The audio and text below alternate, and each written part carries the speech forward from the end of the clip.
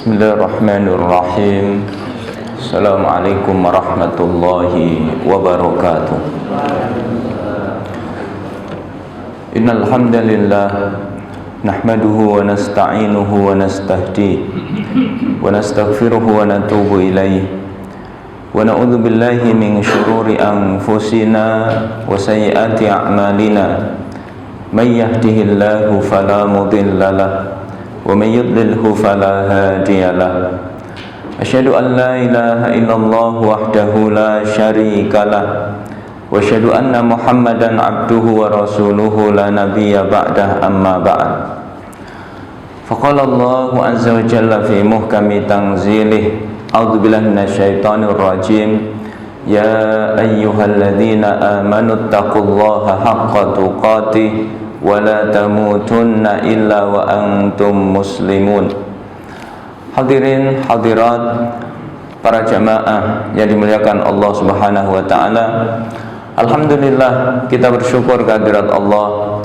Kita dikumpulkan oleh Allah di majelis ilmu yang mulia, majelis yang kata Rasulullah sallallahu alaihi wasallam, "May yuridillahu bihi khairan yufaqqihhu fid-din."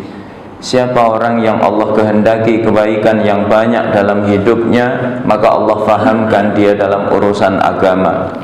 Mudah-mudahan hadirnya kita di majelis ilmu Allah jadikan sebagai sebab kita dikaruniai oleh Allah kebaikan yang banyak.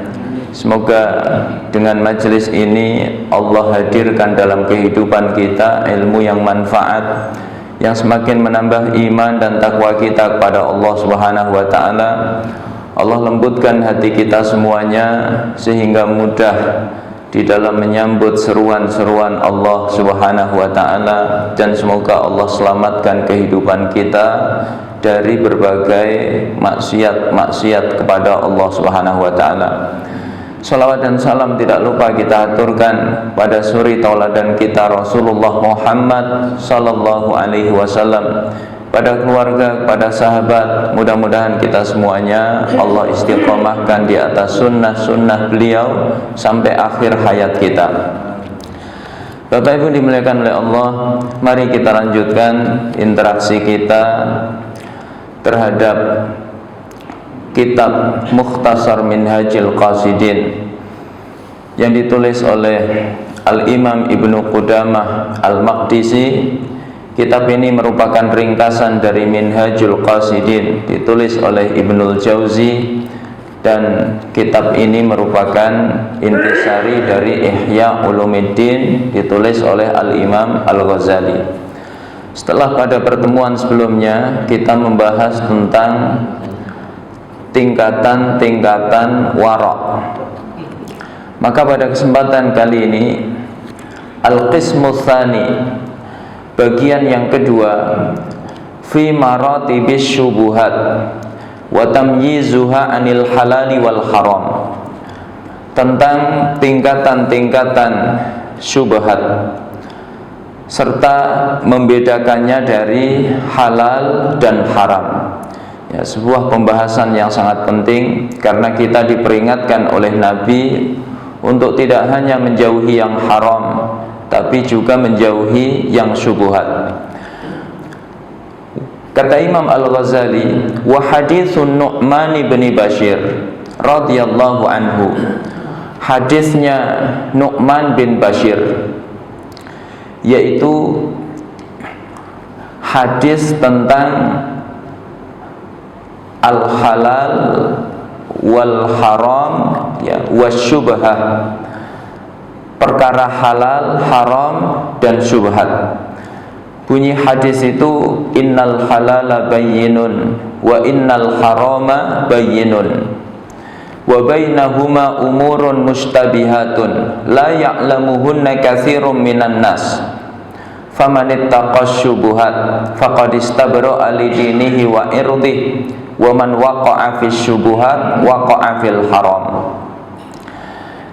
Sesungguhnya yang halal itu jelas, yang haram juga jelas, tapi di antara keduanya ada perkara-perkara syubhat yang tidak banyak difahami oleh manusia.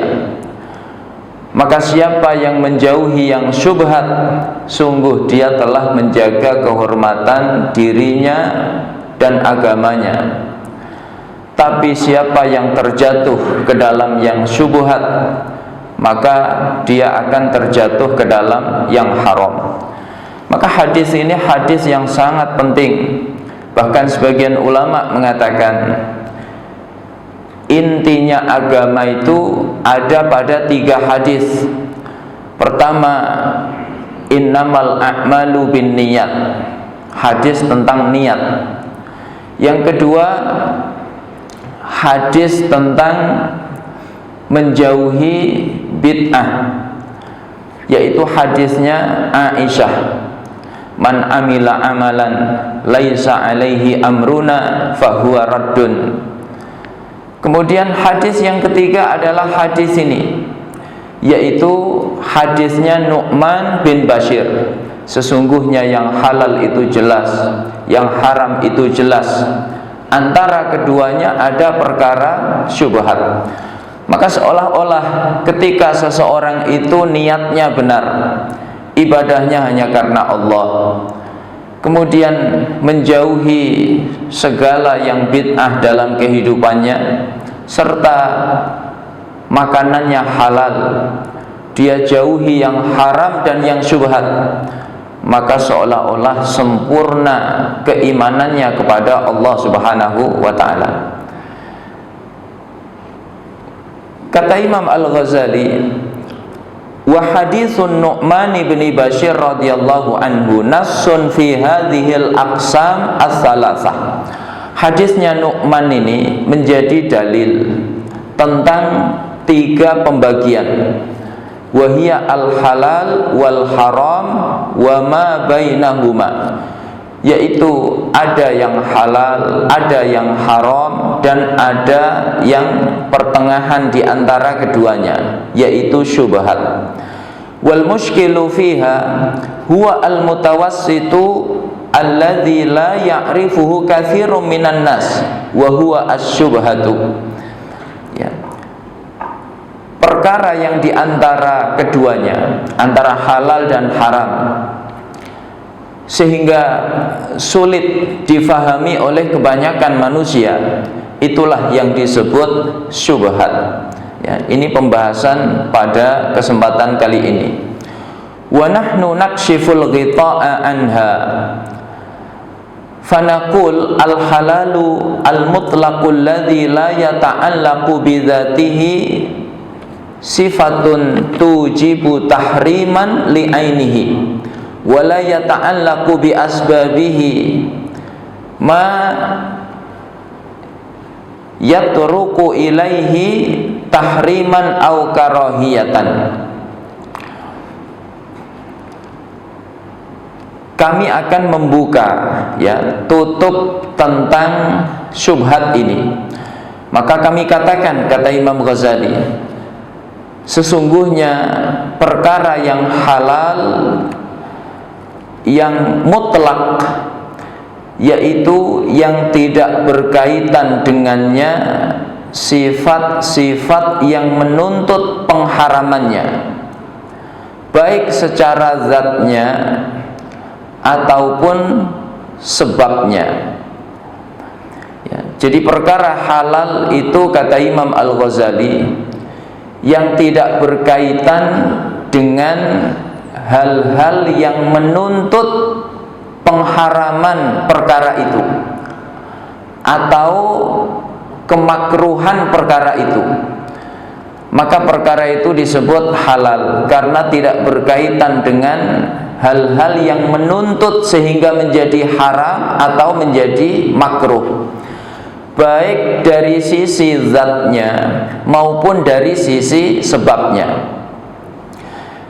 Ada perkara itu yang secara zatnya memang sudah haram, ya, seperti makanan minuman yang haram, daging yang haram, khamr, maka ini secara zatnya memang haram, maka tidak boleh kita mengkonsumsinya. kecuali dalam keadaan yang disebut darurat, ya.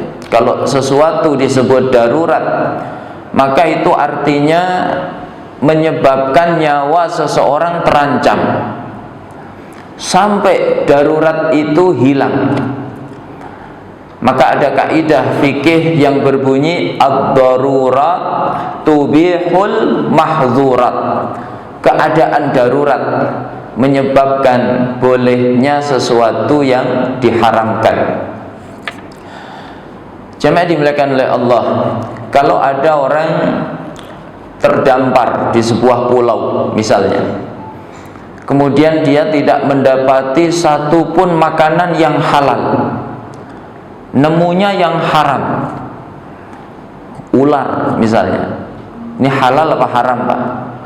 Haram, dari zatnya memang haram, maka berarti dia tetap haram kecuali dalam keadaan darurat. Sehari nggak ketemu yang halal, 2 hari nggak ketemu yang halal, maka fisiknya pun lemah, nyawanya terancam, maka yang haram tadi dibolehkan disebabkan darurat. Ini makna kaidah ad-darurat tubihul mahdzurah.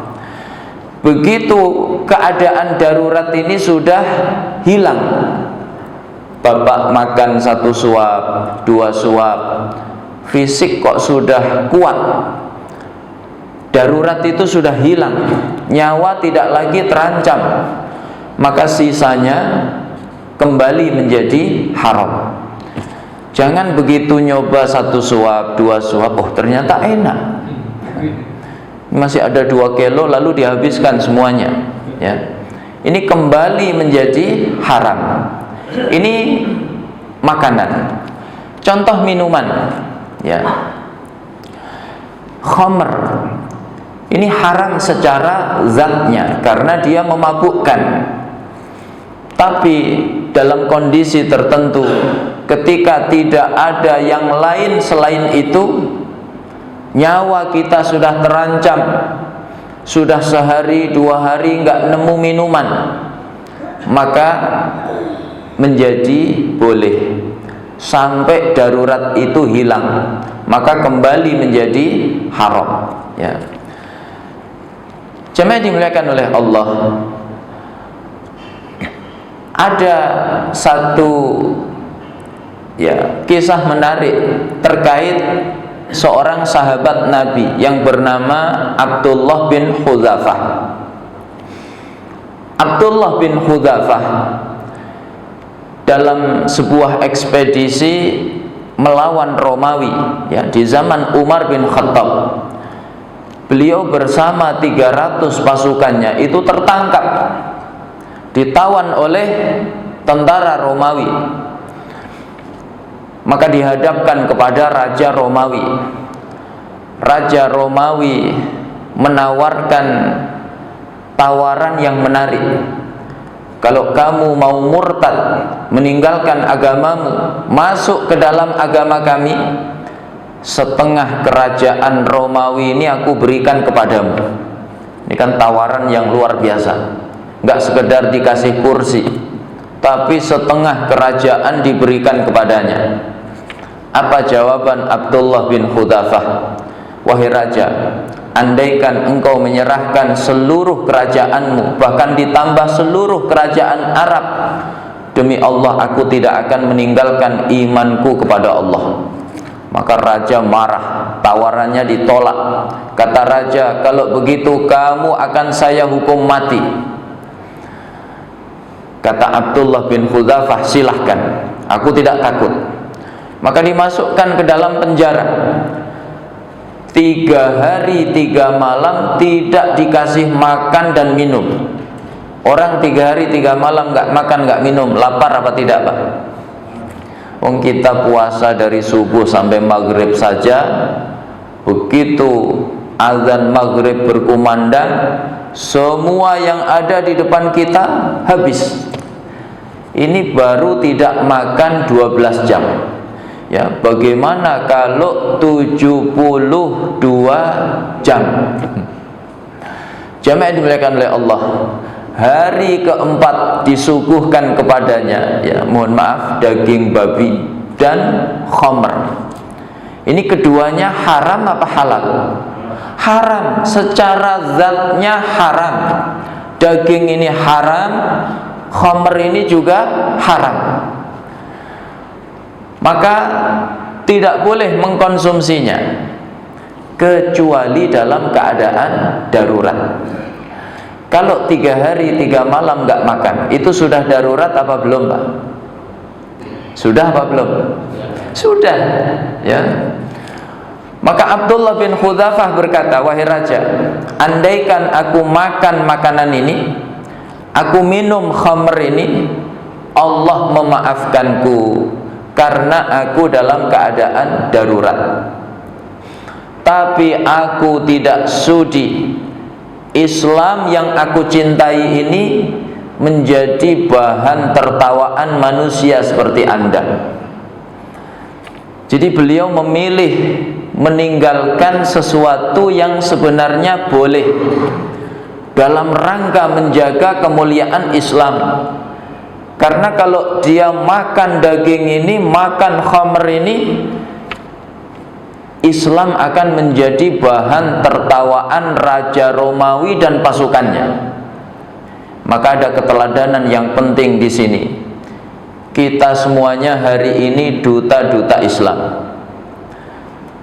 Ada Islam di pundak kita, nggak bisa dipungkiri. Apapun profesi kita hari ini, kita itu membawa Islam di pundak-pundak kita. Kalau ada seorang muslim korupsi, itu yang rusak nama dia pribadi, nama keluarganya saja, atau juga agamanya rusak, Pak. Agamanya rusak. Makanya agama ini tidak bisa dilepaskan dari pundak-pundak kita. Jadi kalau perilaku kita rusak, maka tidak hanya menyebabkan kehinaan diri kita secara pribadi, tapi agama kita juga ikut terhina. Maka jangan sampai Islam ini hina melalui perilaku-perilaku kita hari ini. Jamaah dimuliakan oleh Allah.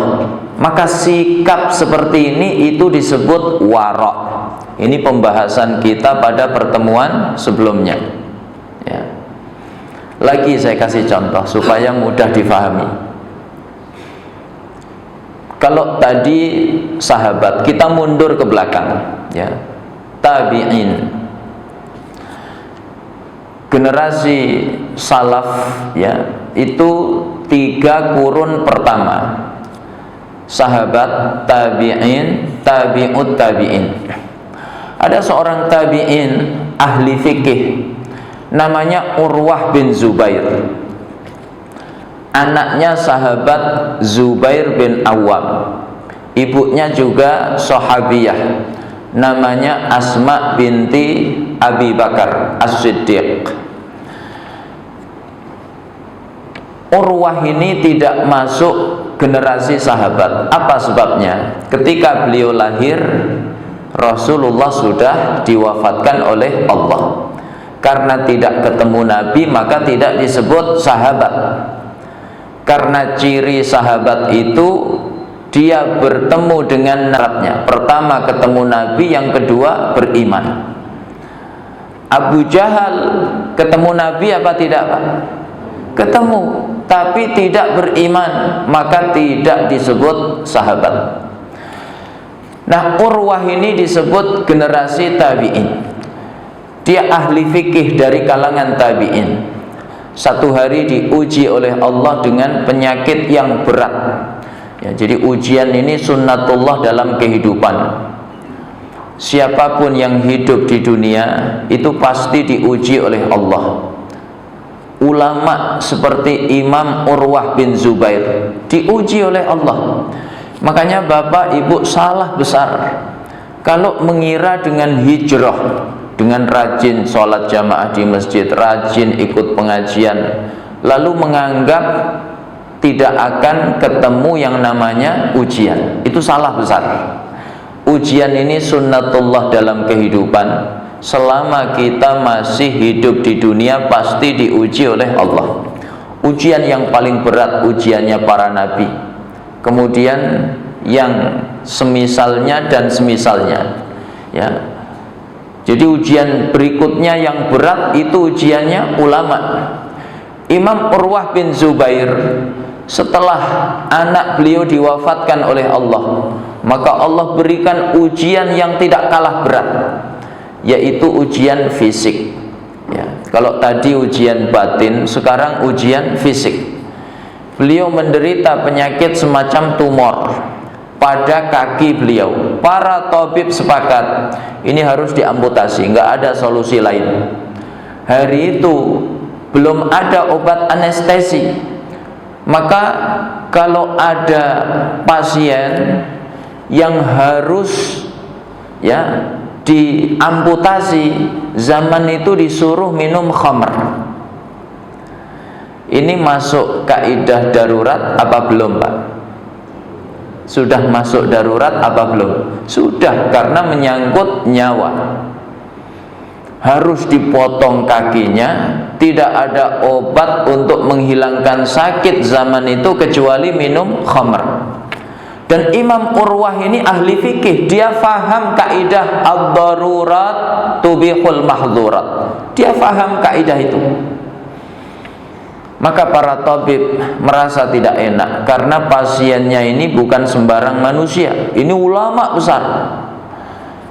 Para tabib berkata, wahai imam, kami mohon maaf sekali, kami sarankan Anda minum khamr supaya ketika kami amputasi Anda tidak merasakan kesakitan.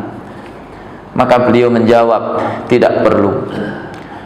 Kata para tabib, kalau begitu Anda harus dipegangi banyak orang. Kata beliau, tidak perlu, cukup biarkan aku sholat. Saat aku sholat silahkan amputasi kakiku. Alangkah buruknya aku mengharap kesembuhan dari Allah, tapi caranya minum minuman yang dilarang oleh Allah. Aku tidak mau meninggalkan sesuatu yang boleh, ya, demi menjaga agama. Ini warok. Ini pembahasan kita pada pertemuan sebelumnya, ya. Jemaah yang dimuliakan oleh Allah. Jadi kesimpulannya, sesuatu yang haram secara zat ini tidak bisa berubah menjadi halal sampai kita ditimpa keadaan darurat. Nah, kemudian yang kedua yaitu dari sisi sebabnya, ya. Jadi haram itu ada dari sisi sebab. Secara zat halal, tapi bisa jadi haram karena sebabnya. Contoh, Pak, daging ayam itu halal apa haram? Halal apa haram, Pak? Halal, jangan ragu-ragu. Daging sapi halal apa haram? Halal, ya. Tapi kalau cara memperolehnya itu dengan mencuri. Ayam tetangga nangkring di pohon milik kita. Kebetulan tetangga itu lagi safar. Nah, kemudian ditangkap, disembelih, lalu digoreng. Secara zat halal karena daging ayam. Tapi kalau cara memperolehnya mencuri, maka menjadi haram, ya. Daging sapi juga begitu, halal, apalagi kurban, ya, di Masjid Al-Hidayah. Nah, daging kurban jelas halal. Tapi kalau cara memperolehnya ghasab, ya, nyikat. Panitia lengah sedikit, kaki sapi hilang satu. maka berubah menjadi haram, ya. Haram karena sebabnya. Nah, perkara yang halal secara mutlak itu yang tidak ada sifat-sifat haram tadi, baik secara zat maupun secara sebab. Mithalu dzalika al-ma'ul ladzi ya'khudhuhul insan minal matari qabla ayyaqa'a ala milki ahadin. Contoh perkara yang halal secara mutlak, yaitu air hujan yang turun dari langit yang belum jatuh kepada kepemilikan seseorang. Bapak ambil ember, kemudian ya taruh di bawah palang rumah Bapak, maka dapat 1 ember, 2 ember, 1 toren. Maka ini halal secara mutlak. Apa sebabnya? Ini turun dari langit dan belum menjadi milik orang lain. Nah, kecuali kalau sudah menjadi milik orang lain, ya, sudah ditampung oleh tetangga, lalu Bapak ambil tanpa izin, nah, maka tidak lagi halal. Kemudian lawannya halal secara mutlak, yaitu al-haramul mahbub, haram secara murni. Ma fihi sifatun muharramatun, yang di dalamnya ada sifat-sifat keharaman. Contohnya apa? Kasyiddati fil khamri, ya, seperti sifat memabukkan pada khamr. Wan najasati fil baul, ada sifat najis seperti pada air kencing. Au hasala bisababin manhiyin anhu, ya, atau terjadi sebab yang dilarang. Apa contohnya? Kal mutahassali bidzulmi war riba, seperti yang diperoleh dengan cara zalim atau riba, ya, merampas punya orang, mencuri punya orang. Ini namanya diperoleh secara zalim. Ini haram. Demikian pula secara riba, maka haram. Fahadhani tarafani zahirani wa yaltahiqu bihima ma tahaqqaqa amruhu.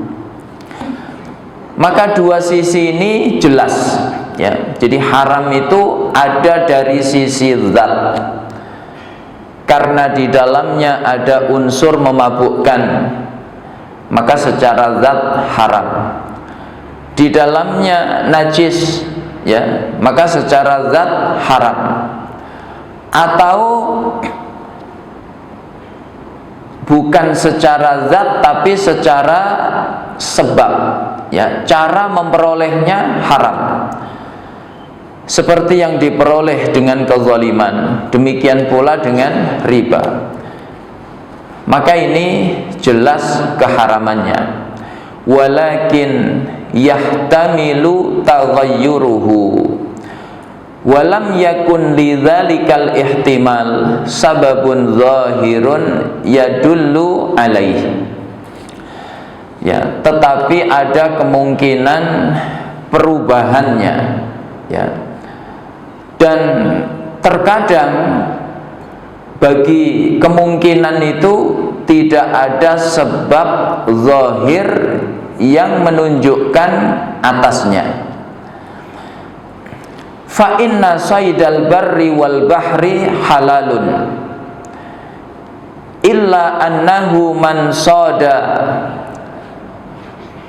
zabiyatan aw samakatan fa innahu yahtamilu ayyakuna qad malakaha sayyadun summa uflitat. Ya, kalau tadi halal secara mutlak, ya, maka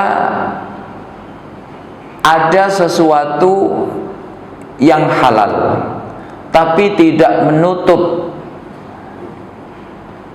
kemungkinan ya sesuatu yang halal itu menjadi tidak halal karena sebab. Contohnya begini,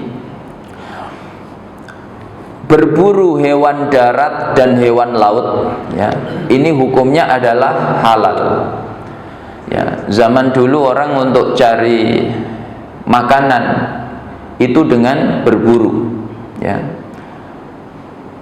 berburu kijang misalnya ya. Dzobiyah itu artinya ya kijang,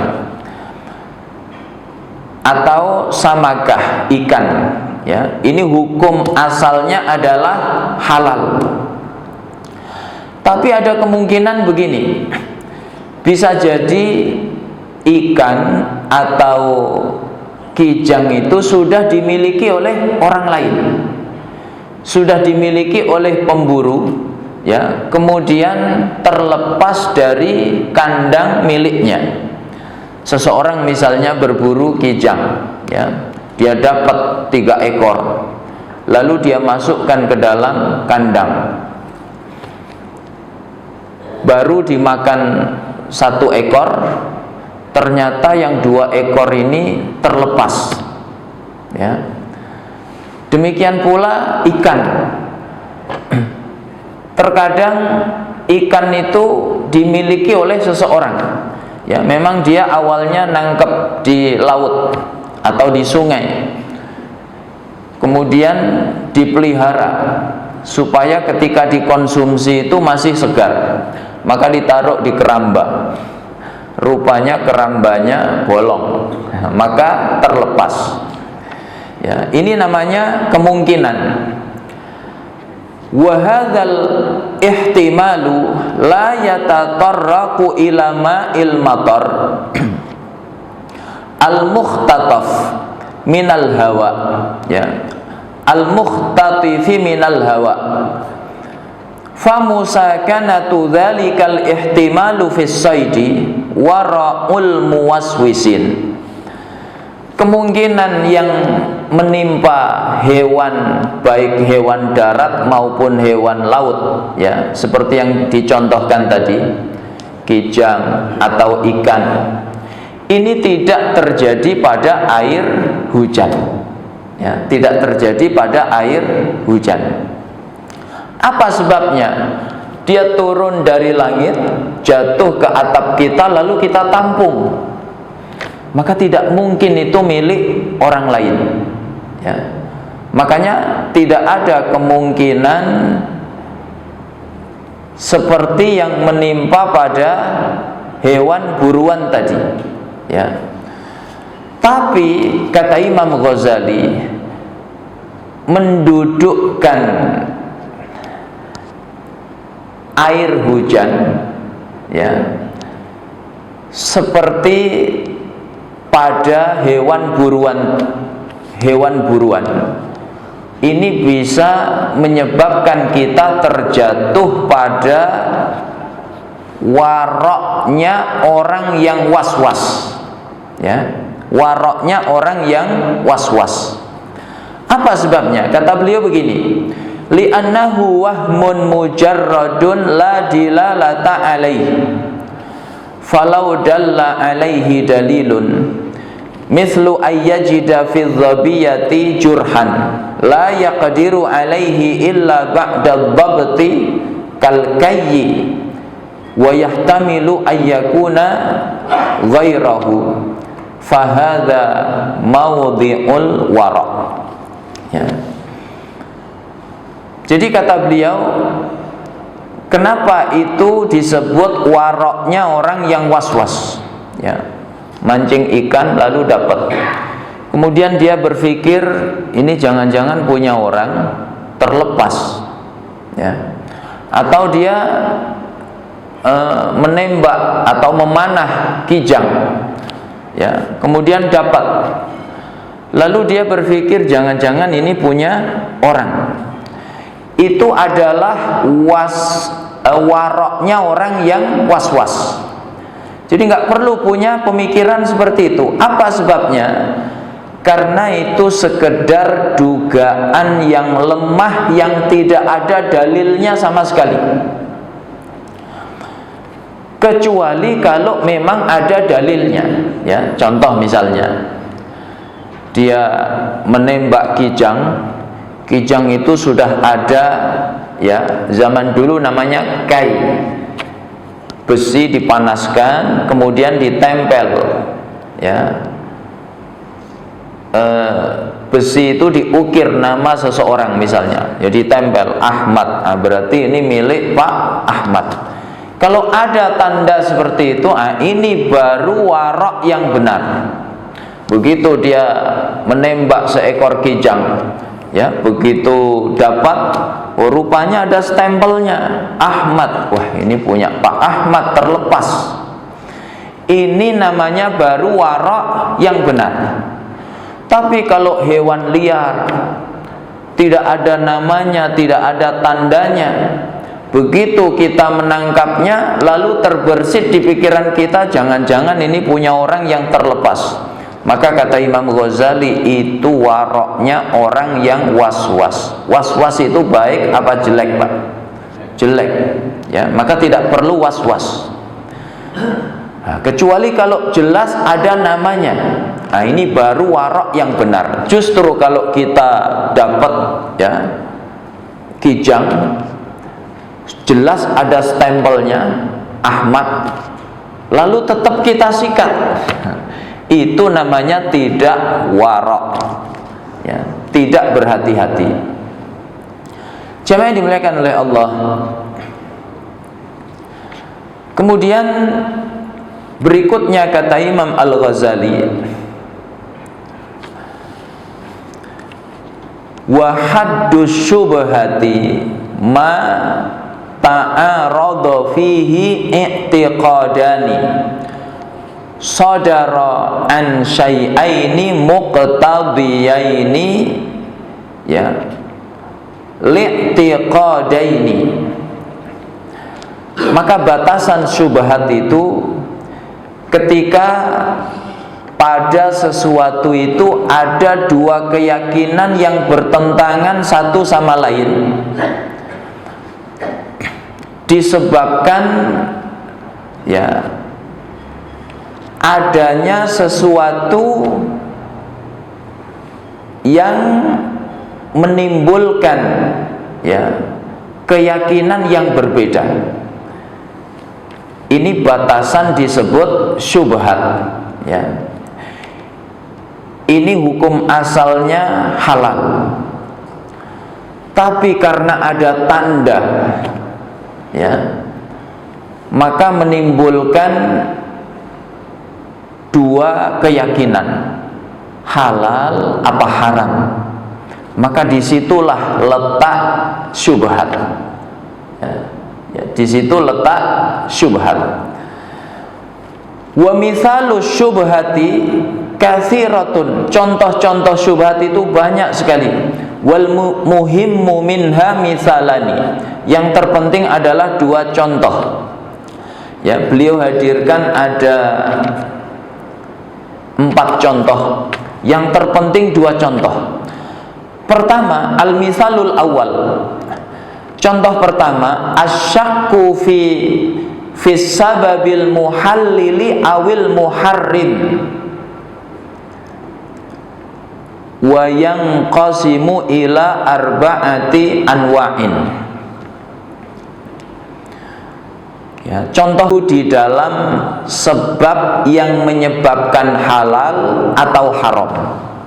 Ya, jadi ragunya pada sebab yang menyebabkan halal atau haram.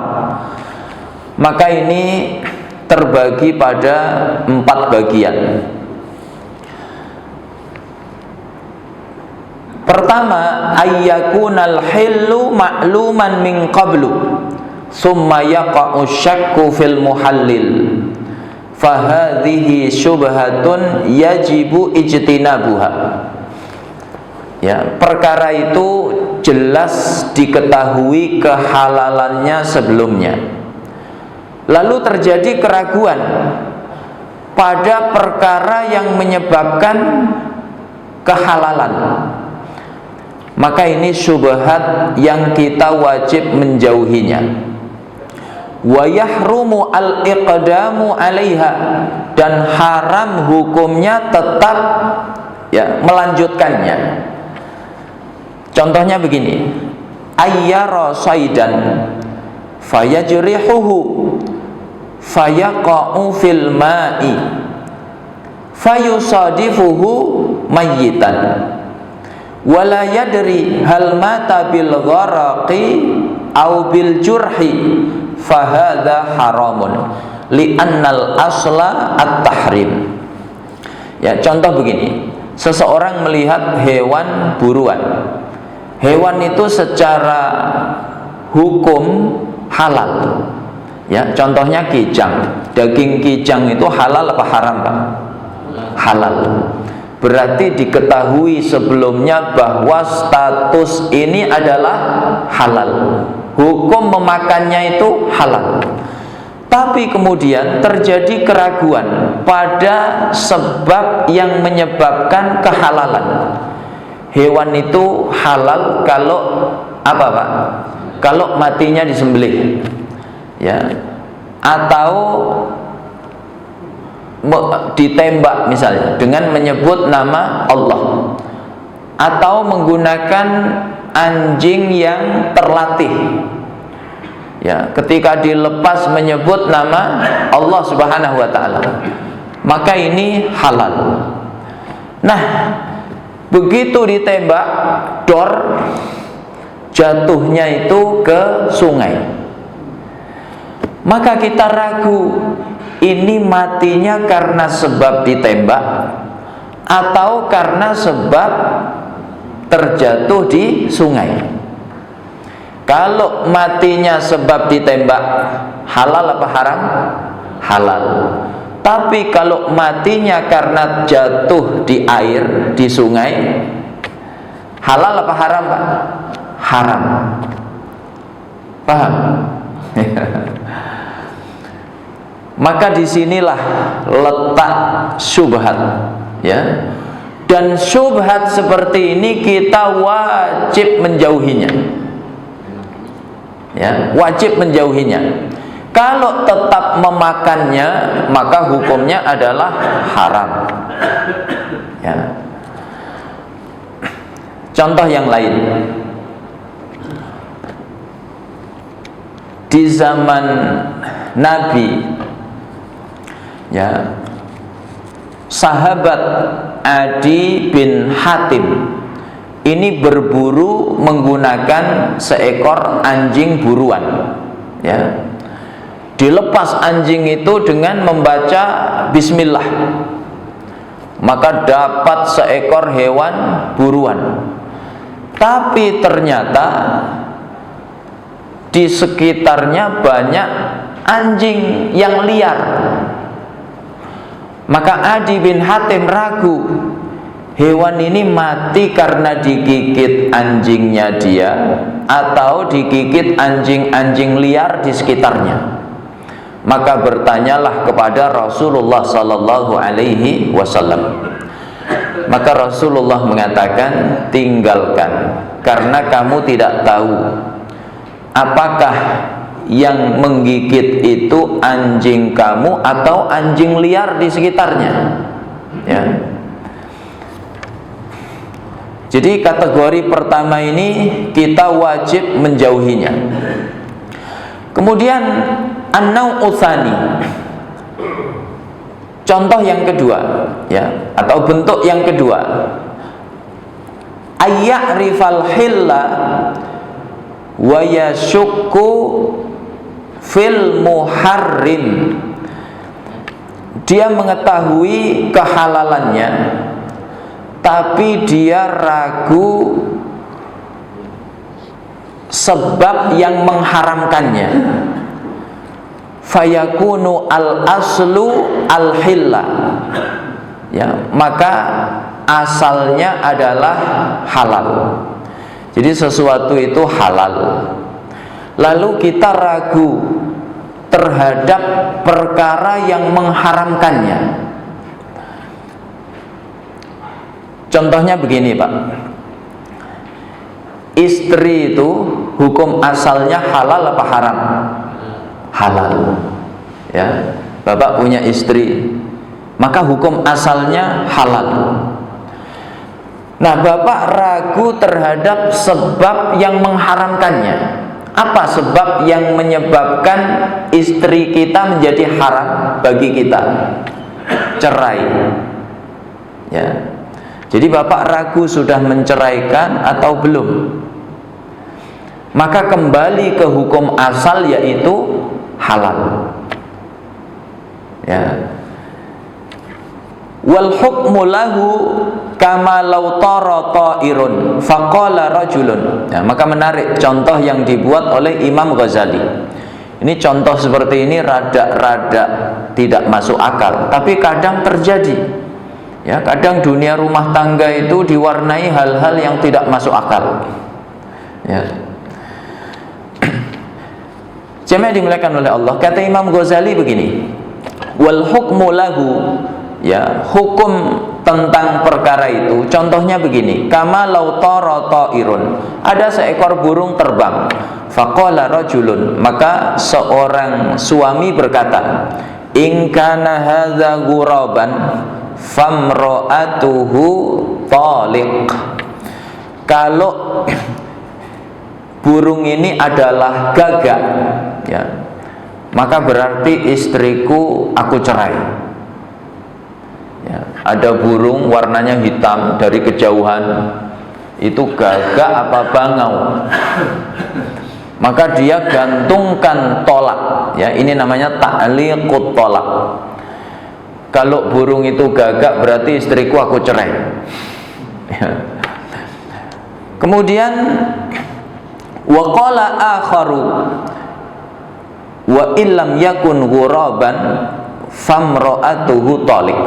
Atau orang berkata, kalau burung itu bukan burung gagak, istriku aku cerai. Ini sama-sama menggantungkan tolak, ya, pada burung. Yang satu bilang kalau itu gagak, istriku aku cerai. Yang satu bilang kalau itu bukan gagak, istriku aku cerai. Ini sama statusnya, menggantungkan tolak. Summal tabasal amru, ya, lalu perkaranya nggak jelas. Burung itu masih nggak jelas karena terbangnya di ketinggian, nggak turun-turun. Ditungguin 1 jam, 2 jam, nggak turun-turun. Akhirnya malah pergi jauh. Berarti kan nggak jelas perkaranya. Bagaimana status istrinya? Ya, nggak boleh digantung. Ya, digantung itu sakit. Fa inna la naqdi bit tahrim fi wahidin minhuma. Maka status istrinya, kata Imam Ghazali, kami tidak menghukumi keharamannya. Istrinya tetap halal, ya. Tapi kata Imam Ghazali, walakinnal wara' ijtinabuha wa tatliquha. Tapi kalau mau memilih jalan wara', maka menceraikannya. Makanya jangan menggantungkan cerai, ya, apalagi pada hal-hal yang nggak penting. Kan nggak penting mau gagak atau tidak, apa urusannya, ya. Nah, maka jangan menggantungkan cerai pada hal-hal yang nggak substansial seperti ini, ya. Karena kata Imam Ghazali, kalau memilih jalan wara' itu tetap menceraikannya, ya. Kemudian kalau ingin merujuknya, ya rujuk kembali, ya. Tapi kalaupun tidak, maka kembali ke hukum asal, istrinya tetap halal baginya. Contoh yang lain, Pak, ya. Di antara setan yang mengganggu kehidupan manusia itu ada namanya khanzab, ya. Ada yang membaca khinzab. Itu setan yang spesialis menggoda orang yang sholat. Bagaimana caranya? Nah, terkadang Bapak dibuat ingat sesuatu yang sebelumnya lupa. Kadang bapak ngalami nyari kunci nggak ketemu-ketemu, 1 jam 2 jam nggak ketemu, semua barang di rumah sudah dibuka nggak ketemu, ya. Begitu waktu zuhur tiba, bapak berangkat ke Masjid Al-Hidayah, lalu sholat bersama imam, baru takbiratul ihram, Allahu Akbar, langsung ingat, ya Allah, ketinggalan di jok motor. Langsung ingat, Pak. Maka jangan terlalu husnudzon, oh ini saya dapat hidayah. Apalagi sholatnya di Masjid Al-Hidayah. Itu adalah kerjaannya siapa? Syaitan. Namanya siapa tadi? Khanzab. Ya, jangan punya anak nanti dikasih nama Khanzab. Karena waktu ngaji agak ngantuk-ngantuk, kayaknya Ustadz kemarin sebut nama enak didengar, apa ya? Zab, oh Khanzab. Maka anaknya lahir dikasih nama Khanzab. Jangan, ini nama setan. Terkadang tipu dayanya Khanzab ini, dia tiup bagian bawah kita, ya. Maka akhirnya kita was-was, ini batal atau tidak. Maka kata Nabi apa?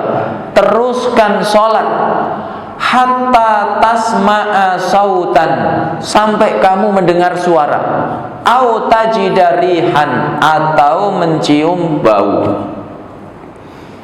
Kalau sudah ada suaranya, ya apalagi keras, atau tercium bau, ya, dan baunya khas, maka itu sudah bukan tipuan setan lagi, itu benar-benar batal wudunya, ya. Maka jangan bapak bilang dalam hati, ah ini gangguan setan.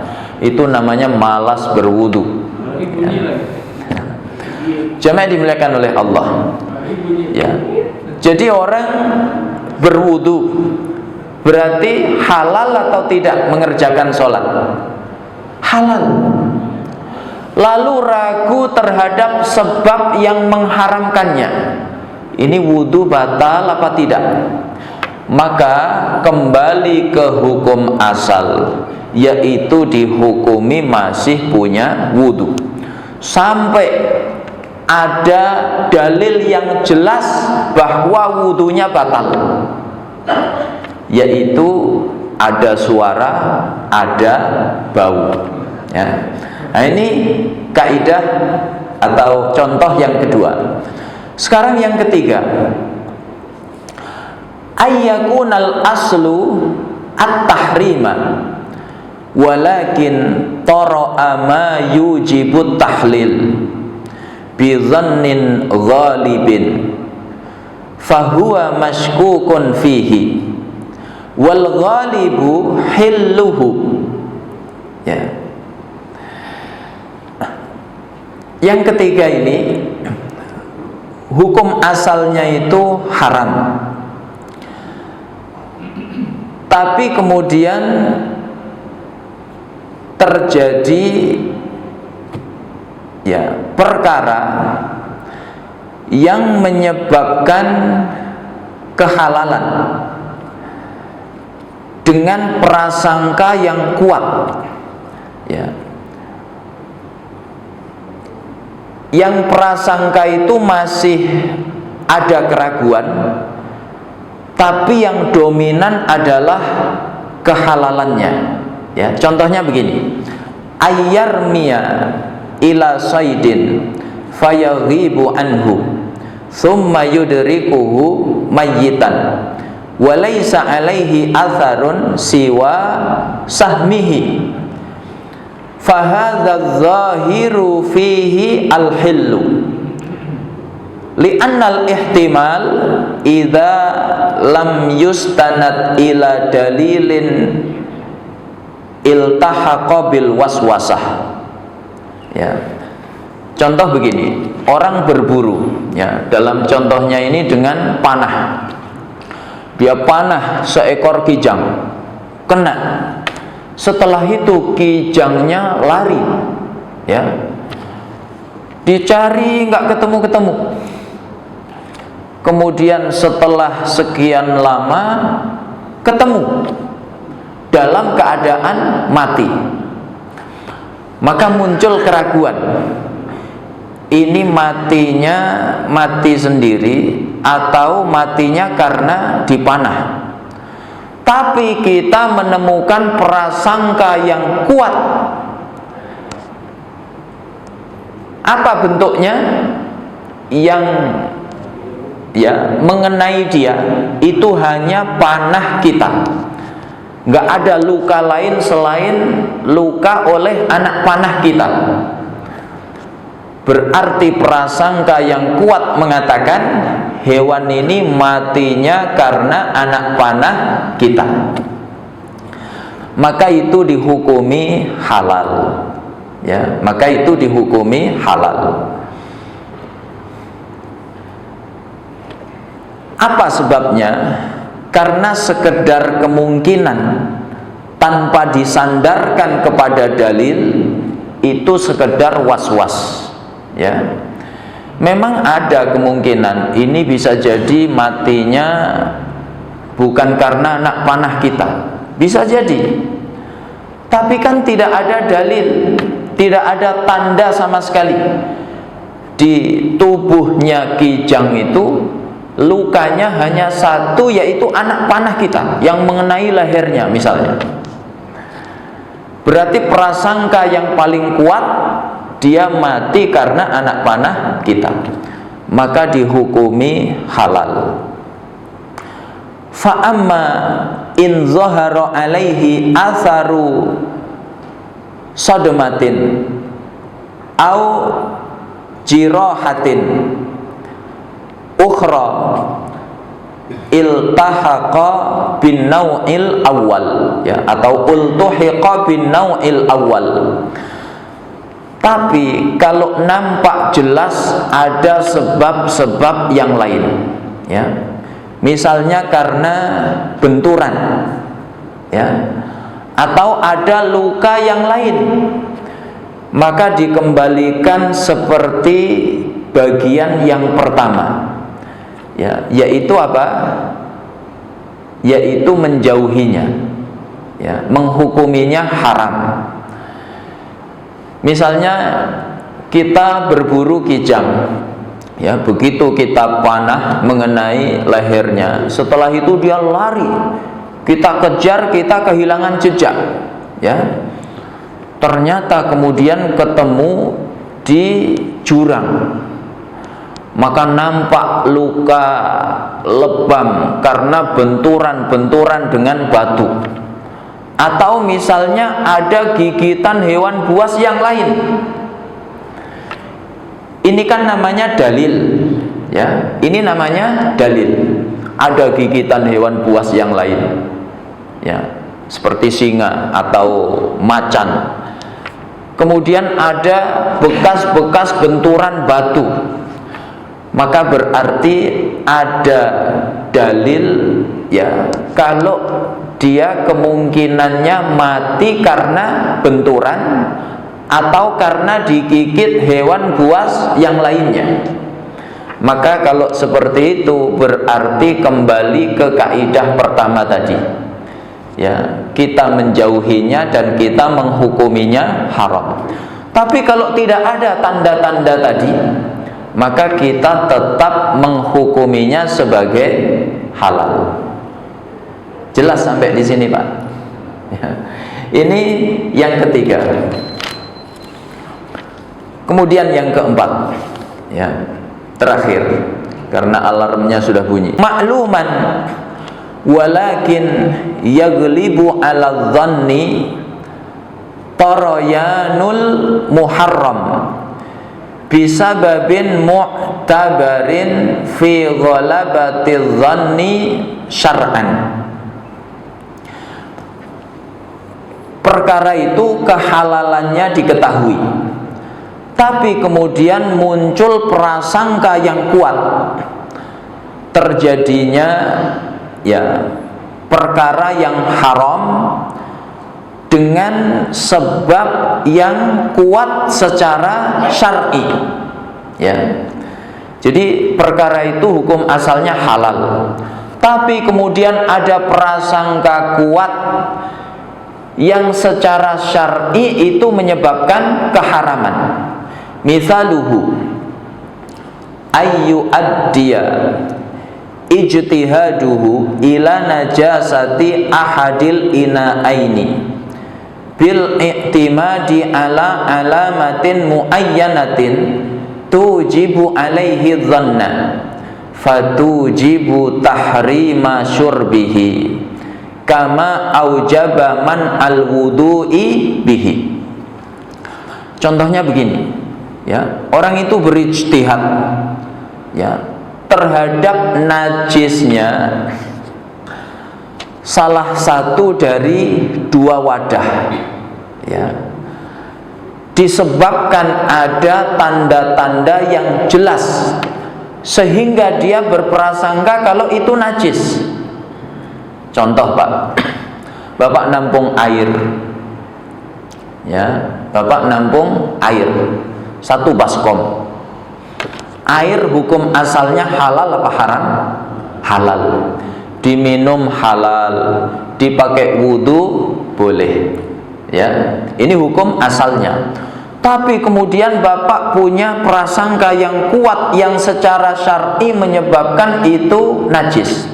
Contohnya dijilat seekor anjing, ya, Bapak lihat sendiri, atau misalnya yang lihat orang lain tapi diterima kesaksiannya, maka berarti air di baskom tadi itu masih dihukumi halal atau sudah berubah menjadi haram? Berubah menjadi haram, ya. Nah, ini tingkatan syubhat, ya. Kata Imam Ghazali tadi ada banyak contohnya, tapi yang terpenting 2, ya. Nah, ini baru disebutkan satu ini ada 4 bagian. Maka alhamdulillah 1 sampai 4 sudah kita sebutkan semuanya. Insya Allah contoh yang kedua ini juga ada beberapa bagian, ya, ada 3 bagian. Insya Allah kita bahas pada pertemuan berikutnya. Inilah Bapak Ibu jemaah yang dimuliakan oleh Allah, interaksi kita terhadap kitab Mukhtasar Minhajil Qasidin. Semoga semakin menambah, ya, sifat wara', sifat kehati-hatian dalam kehidupan kita. Karena inilah karakternya generasi-generasi yang mulia, generasi sahabat, generasi tabi'in, tabi'ut tabi'in. Mereka adalah generasi-generasi yang wara', berhati-hati dalam kehidupan mereka. Amin ya rabbal alamin. Ini yang dapat saya sampaikan. Kalau ada yang benar semata-mata dari Allah, kalau ada yang salah ini kekhilafan saya mohon maaf yang sebesar-besarnya. Kalau ada pertanyaan saya persilahkan, ya, kalau tidak ada langsung saya tutup. Silahkan. Tadi yang berburu dengan anjing itu, ya. Jadi anjingnya memang harus kita latih dulu. Terus kalau dia gigit itu, yang digigit itu halal dulu. Baik. Jemaah dimuliakan oleh Allah, ya, di antara cara menangkap hewan buruan, ya, selain dengan senjata, ya, seperti senapan atau zaman dulu panah, maka yang dibolehkan dalam Islam adalah dengan anjing buruan, ya, anjing buruan. Maka ketika menggunakan anjing buruan, ya, itu syaratnya adalah anjing yang telah dilatih, ya. Jadi anjing yang sudah dilatih oleh pemiliknya, kemudian dia gunakan untuk berburu, ya, apakah kelinci ataukah kijang atau hewan-hewan halal lainnya. Maka kemudian ketika seekor anjing itu menerkamnya, ya, kemudian membawa kepada pemiliknya. Ketika hewan itu masih hidup, maka pemiliknya menyembelihnya. Ketika hewan itu telah mati, maka hewan itu tetap dihukumi halal.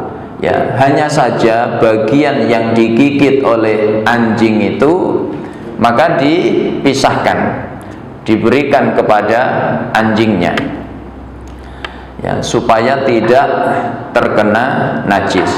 Ya, tapi status hewan tadi tetap halal.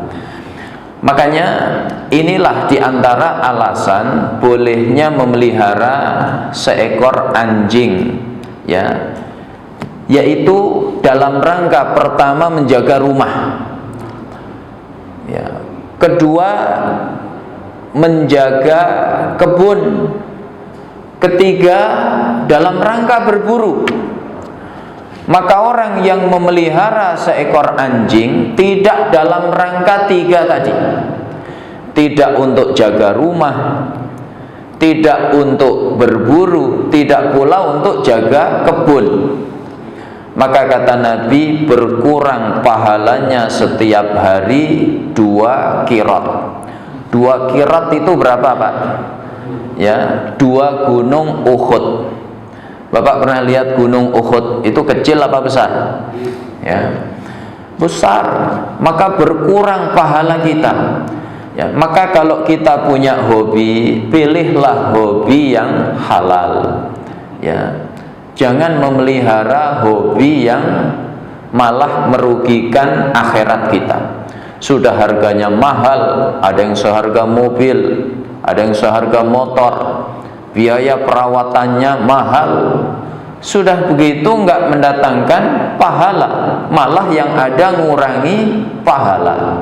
Ya, maka jangan memelihara anjing kecuali untuk tujuan jaga rumah, jaga kebun, atau dalam rangka berburu.